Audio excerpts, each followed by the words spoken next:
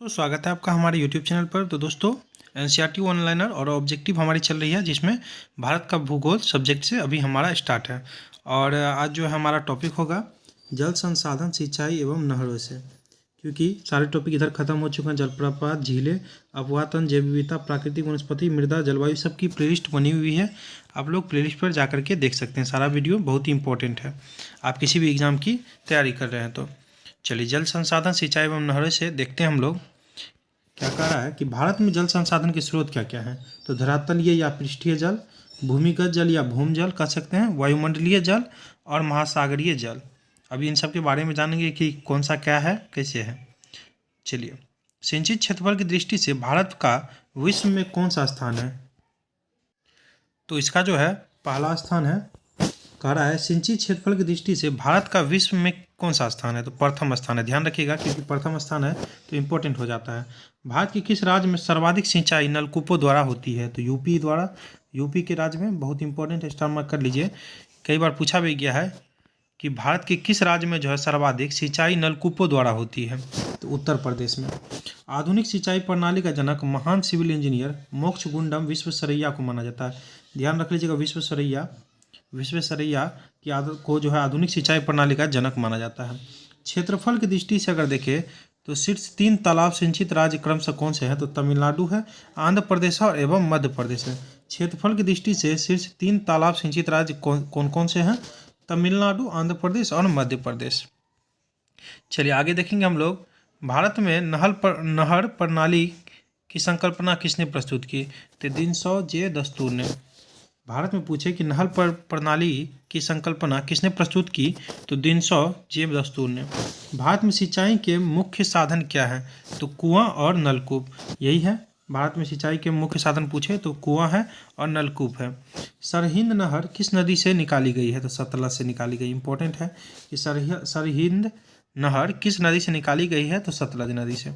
विश्व जल दिवस 22 मार्च को, राष्ट्रीय जल दिवस 14 अप्रैल को मनाया जाता है। स्टार मार्क कर लीजिए, कई बार पूछा गया है। विश्व जल दिवस 22 मार्च को और राष्ट्रीय जल दिवस 14 अप्रैल को मनाया जाता है। सर्वाधिक सिंचित क्षेत्रफल वाले 5 राज्य का सही क्रम क्या है। तो यूपी है। उसके बाद राजस्थान, पंजाब, मध्य प्रदेश और आंध्र प्रदेश है। चलिए, हरियाली योजना किससे संबंधित है। तो जल संभर के विकास से। फिर से देख लेते हैं कि हरियाली जो योजना है किससे संबंधित है। तो जल संभर के विकास से। चलिए, जल संभर के विकास के लाभ क्या क्या हैं। तो पीने और सिंचाई के लिए जल की आपूर्ति, जैव विविधता में वृद्धि, जल भराव में कमी और मृदा की लवणता का ह्रास, कृषि उत्पादन और उत्पादकता में वृद्धि, वनों के कटाव में कमी, जीवन स्तर में सुधार, रोजगार में वृद्धि। चलिए आगे देखते हैं हम लोग। आगे हमारा इंदिरा गांधी नहर का निर्माण किस वर्ष प्रारंभ हुआ था। इंदिरा गांधी नहर का निर्माण जो है किस वर्ष प्रारंभ हुआ था। तो 1958 में। इंदिरा गांधी नहर का निर्माण पूछे तो 1958 में हुआ था। फरक्का नहर की जलवहन क्षमता कितनी है। तो 40,000 क्यूसेक। स्टार मार्क कर लीजिए कि फरक्का नहर की जलवहन क्षमता कितनी है। तो 40,000 क्यूसेक। विश्व की सबसे पुरानी व विकसित नहर व्यवस्था भारत में गंग नहर यानी गंगा नहर है। विश्व की सबसे पुरानी और विकसित नहर व्यवस्था तो भारत में जो है गंगा नहर है। गंग नहर का निर्माण किस वर्ष हुआ था। इंपॉर्टेंट है, 1927 में। 1927 में हुआ था गंग नहर का निर्माण। पूछे कि सारण सिंचाई नहर किस नदी से निकाली गई है। तो गंडक नदी से। पूछे कि सारण सिंचाई नहर किस नदी से निकाली गई। तो गंडक नदी से। भारत की सिंचाई परियोजनाओं के प्रकार। लघु सिंचाई परियोजना। इस सिंचाई परियोजना के अंतर्गत 2000 हेक्टेयर से कम क्षेत्र की सिंचाई होती है। इसके अंतर्गत कुआं, नलकूप, डीजल पंप सेट, तालाब, ड्रिप सिंचाई, स्प्रिंकलर आदि शामिल किए जाते हैं। आगे है कि भारत की लगभग 62% सिंचाई आवश्यकताओं की पूर्ति लघु सिंचाई परियोजना से होती है। देश में लघु सिंचाई के बढ़ते महत्व को देखते हुए 2006 से संचालित लघु सिंचाई परियोजना को 2010 में राष्ट्रीय लघु सिंचाई मिशन के रूप में परिवर्तित कर दिया गया। कब कर दिया गया। 2010 में। चलिए आगे देखेंगे कि मध्यम सिंचाई परियोजना। इस सिंचाई परियोजना के अंतर्गत 2000 से 10,000 हेक्टेयर तक क्षेत्र की सिंचाई होती है। इसमें नहर सिंचाई प्रमुख है, क्योंकि छोटी नहरों को इसी वर्ग में रखा जाता है। वृहद यानी बड़ी सिंचाई परियोजना, इनमें 10,000 हेक्टेयर से अधिक क्षेत्रों की सिंचाई होती है। इसके लिए बड़े बड़े बांध बनाकर नहरें निकाली जाती है। सामान्यतः इसमें बड़ी नहरें, बहुउद्देशीय नदी घाटी परियोजनाओं को शामिल किया गया है। बड़ी व मध्यम परियोजना से देश की 38% सिंचाई आवश्यकताओं की पूर्ति होती है।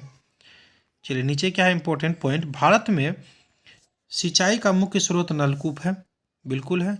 इसके पश्चात जो है सर्वाधिक सिंचाई नहरों और तालाबों के द्वारा की जाती है। इसके पश्चात जो है सर्वाधिक सिंचाई जो है नहर और तालाब के द्वारा की जाती है। चलिए अब सीधे ऑब्जेक्टिव पर लेकर चलते हैं, एनसीईआरटी के ही। चलिए अब ये ऑब्जेक्टिव हमारा आ गया। अब इसमें जो है आपका जो चीज़ कंप्लीट नहीं हुआ होगा इसके माध्यम से वो भी कंप्लीट हो जाएगा। चलिए देखेंगे भारत में निम्नलिखित में से कौन सा सम्मिलित नहीं है, माफ कीजिएगा, निम्नलिखित में से कौन सा सम्मिलित नहीं है।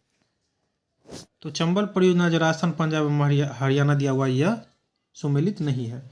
जीवन रक्षक अथवा बचाव सिंचाई प्रणाली में निम्नलिखित में से किसे इंगित करता है, इंगित करता है। तो इसका जो हो जाएगा PWP सिंचाई, PWP सिंचाई।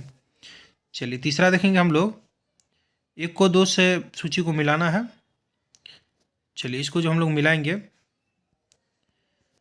तो भाखड़ा नांगल सभी को पता होगा सतलुज नदी।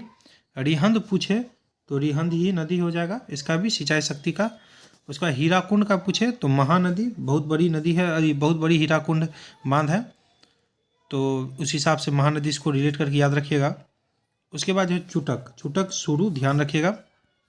चलिए बुक्सा बांध परियोजना भारत के किस राज्य में स्थित है। बुक्सा बांध परियोजना जो है किस राज्य में स्थित है, बहुत इंपॉर्टेंट है, पश्चिम बंगाल में। ऑप्शन डी पश्चिम बंगाल में। बहुउद्देशीय नदी घाटी परियोजनाओं को आधुनिक भारत का मंदिर किसने कहा था। तो किसने कहा था, तो जवाहरलाल नेहरू ने, ध्यान रखिएगा। चलिए आगे देखेंगे हम लोग, भारत में सबसे पुराना जल विद्युत स्टेशन है, तो इसमें हो जाएगा सिद्रापोंग, पश्चिम बंगाल। अब सूची 1 को 2 से मिलान करना है, बांधों को, नदी घाटी परियोजनाओं को जो किस नदी पर स्थित है वो देखना है हम लोगों को। चलिए मिलान कर लेते, पहले सेट कर लेते हैं हम। हाँ 7 का देखेंगे, मिलान कीजिए अब। तो इसमें जो हमारा हो जाएगा तिलैया बांध, जो कि बड़ाकर नदी पर, कई बार बता चुके हैं हम, तिलैया बड़ाकर नदी। पंचेत हिल बांध यह नहीं बताएं तो इसका चलिए जान लेते, दामोदर। राणा प्रताप सागर बांध तो इसका भी चंबल हो जाएगा। माता टीला बांध इसका हो जाएगा बेतवा हो जाएगा। चलिए कृष्णा नदी पर निम्नलिखित में से कौन सा बांध निर्मित किया गया है। तो इसका जो राइट आंसर आ जाएगा 8 का हमारा ऑप्शन सी आ जाएगा, श्री सेलम बांध ध्यान रखिएगा। गोविंद वल्लभ पंत सागर जलाशय किस राज्य में स्थित है। तो इसका जो राइट आंसर आ जाएगा यूपी में है, ध्यान रखिएगा। गंडक परियोजना किन 2 राज्यों की संयुक्त परियोजना है। तो हमारा राइट आंसर आ जाएगा बिहार और यूपी की, ऑप्शन ए आ जाएगा। निम्नलिखित में से कौन सा युग सही सुमेलित नहीं है। तो डायरेक्ट हम लोग देख लेते हैं, यही सुमेलित नहीं है, तवा प्रोजेक्ट, कृष्णा नदी, यही हमारा आंसर हो जाएगा। चलिए आगे देखेंगे हम लोग, सूक्ष्म सिंचाई पद्धति के संदर्भ में निम्नलिखित में से कौन सा सही है। तो कौन सा इसमें से सही है, तो मृदा से उर्वरक पोषण हानि कम की जा सकती है, एक सही है। और जो 3, इससे कुछ कृषि क्षेत्रों में भूमि जल स्तर को कम होने से रोका जा सकता है, ये भी सही है। तो 1 और 3 हो जाएगा। चलिए भारत के किस क्षेत्र में अत्यधिक असिंचित खेती की जा सकती है। तो इसका राइट आंसर आ जाएगा दक्कन का पठार। प्रायद्वीपीय भारत में तालाब से सिंचाई के प्रचलन के लिए निम्नलिखित में से कौन सा एक कारण नहीं है। तो ऐसी अनेक नदियां हैं जिनमें वर्षा ऋतु में जल प्रवाह अधिक हो जाता है। आप लोग जो हल्का क्वेश्चन देख करके रुकते होंगे और इसमें जो स्किप मारते होंगे, तो ऐसा बिल्कुल नहीं कीजिएगा। अगर अच्छे प्रश्न कीजिएगा तभी आपका जो सिलेक्शन किसी भी एग्जाम में हो पाएगा। बड़े क्वेश्चन को सॉल्व करने का क्षमता रहेगा तो छोटे क्वेश्चन यूं ही बन जाएंगे। छोटे क्वेश्चन कभी भी सिलेक्ट मत किया कीजिए। एकीकृत जल संभर विकास कार्यक्रम को कार्यान्वित करने के क्या लाभ है। तो इसमें जो हो जाएगा मृदा के बह जाने पर नियंत्रण, बिल्कुल। वर्षा जल संग्रहण तथा भूमि जल स्तर का पुनर्भरण। उसके बाद जो प्राकृतिक वनस्पतियों का पुनर्निर्माण। आगे देखेंगे, राष्ट्रीय जल नीति 2012 में विश्व के नवीकरण जल संसाधन का कितना प्रतिशत भारत में होने का अनुमान किया गया है। 2012 के हिसाब से बुझा, चलिए उसको छोड़ देते हैं, इंपॉर्टेंट उतना है नहीं। निम्नलिखित में से कौन सा जलाशय चंबल नदी पर बना है। चंबल नदी पर बहुत इंपॉर्टेंट है, इसको रट ही लीजिएगा। तो इसका जो राइट आंसर आ जाएगा हमारा राणा प्रताप सागर स्टार मार्क कर लीजिए। चंबल नदी पर बना हुआ है निम्नलिखित में से, तो राणा प्रताप सागर है। भारत में सबसे लंबी सिंचाई नहर कौन सी है।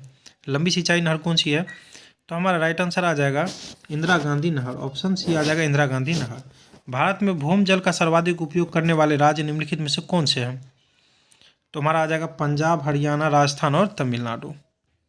दक्षिण भारत में सिंचाई व्यवस्था का अग्रदूत किसे माना जाता है? दक्षिण भारत में जो सिंचाई व्यवस्था का अग्रदूत किसे माना जाता है? तो इसका जो राइट आंसर आ जाएगा ऑप्शन ए आ जाएगा sir Arthur Cotton. Sir Arthur Cotton आ जाएगा। अब चलिए, 1 को 2 सूची से मिलाना, जल विद्युत परियोजना और किस नदी पर वो अवस्थित है उस हिसाब से। तो चलिए इसका देखते हैं। मैथन परियोजना जो है हमारा बराकर नदी पर है, ऑप्शन 3 आ जाएगा इसका, मतलब 3 से मिलान हो जाएगा इसका। उसके बाद जो है सलाल परियोजना हमारा चिनाब नदी पर, ये तो बराकर नदी पर हो ही गया। दुमखर परियोजना तो ये जो आ जाएगा सिंधु नदी पर, और टिहरी परियोजना बच गया तो भागीरथी नदी पर। चलिए, सरदार सरोवर परियोजना से लाभान्वित होने वाले राज्य, तो 22 का जो राइट आंसर आ जाता है हमारा ऑप्शन ए आ जाएगा गुजरात, महाराष्ट्र, मध्य प्रदेश एवं राजस्थान। रिपीट कर लीजिए, गुजरात, महाराष्ट्र, मध्य प्रदेश एवं राजस्थान। चलिए, बांध को नदी से मिलाइए, बहुत बार पूछा जाता है, बहुत पूछा जाता है ये प्रश्न, इसको थोड़ा ध्यान से कर लीजिए आप लोग। तो चलिए मिलान कर ले अब बांध और नदी, बांध को नदी से। तो दुलहस्ती जो है चिनाब नदी, गांधी सागर जो है चंबल, अलमट्टी जो है इसके लिए कृष्ण भगवान को याद रख लीजिए मिट्टी से, तवा जो है तवा वही रह जाएगा। चलिए, ड्रिप सिंचाई पद्धति के प्रयोग के लाभ हैं, तो ड्रिप सिंचाई पद्धति के प्रयोग के लाभ हैं तो वो देख लीजिए। तो हमारा आ जाएगा केवल 3, मृदा अपरदन में कमी। चलिए, भारत की सिंचाई क्षमता का सर्वाधिक भाग किस माध्यम से पूरा होता है? किस माध्यम से पूरा होता है? तो अभी हम लोग पढ़े थे, डिस्कस किए थे कि लघु परियोजना में, लघु परियोजना से होता है। 25 का क्या आ जाएगा? सी आ जाएगा। चलिए, बहुउद्देशीय अंतर्राज्यीय सिंचाई परियोजना पोलावरम परियोजना किस नदी पर स्थित है? तो गोदावरी, ऑप्शन बी आ जाएगा गोदावरी। भारत के किस भाग में सिंचाई के साधन के रूप में तालाब का सर्वाधिक प्रयोग होता है? तो दक्षिणी भारत हो जाएगा। त्रिवेणी नहर निम्नलिखित में से किस नदी से निकाली गई है? तो इसका जो राइट आंसर आ जाएगा गंडक, ऑप्शन बी आ जाएगा। निम्नलिखित में से कौन सी झील प्लेट विवर्तनिकी गतिविधि का परिणाम है? तो हमारा राइट आंसर आ जाएगा वुलर झील। चलिए, 30 देखेंगे अब हम लोग। मीठे पानी की कल्पसर परियोजना अवस्थित है, तो इसका राइट आंसर आ जाएगा हमारा ऑप्शन ए आ जाएगा गुजरात में है। 1 को 2 से सूची को मिलाना है, सम्मिलित कीजिए। चलिए, ये तो इंपॉर्टेंट नहीं लग रहा था। निम्नलिखित में से किस राज्य का सर्वाधिक कृषि क्षेत्र तालाबों द्वारा संचित किया जाता है? बहुत इंपॉर्टेंट है। तो इसका जो राइट आंसर आ जाएगा तमिलनाडु आ जाएगा, ऑप्शन ए। अति विवादित बबली प्रोजेक्ट निम्नलिखित में से किस राज्य से है? तो किस राज्य से? तो महाराष्ट्र से है। चलिए, नागार्जुन सागर की स्थित है, तो अर्जुन से रिलेट कर लीजिए आप लोग, ठीक भी देखे होंगे कहीं कहीं कि कृष्णा नदी इसका हो जाएगा राइट आंसर। और नागार्जुन सागर स्थित है कृष्णा नदी पर। अर्जुन का सौंड आ रहा है, अर्जुन जो कृष्ण भगवान के साथ ही रहते थे युद्ध में। यदि आप राष्ट्रीय जलमार्ग 1 से 9 द्वारा प्रयागराज से हल्दिया तक की यात्रा करते तो आप कितने राज्यों से गुजरेंगे? तो इसका राइट आंसर आ जाएगा 4 राज्यों से गुजरेंगे। निम्नलिखित नदी परियोजनाओं में से कौन सी व्यास नदी निर्मित पोंग बांध के जल का उपयोग करती है? तो चलिए, इंपॉर्टेंट हो जाता है इंदिरा गांधी नहर परियोजना, ऑप्शन ए। चलिए, ऑब्जेक्टिव भी कंप्लीट हुआ। आपको वीडियो अच्छा लगा तो अपने दोस्तों के साथ शेयर जरूर कीजिएगा। थैंक यू दोस्तों।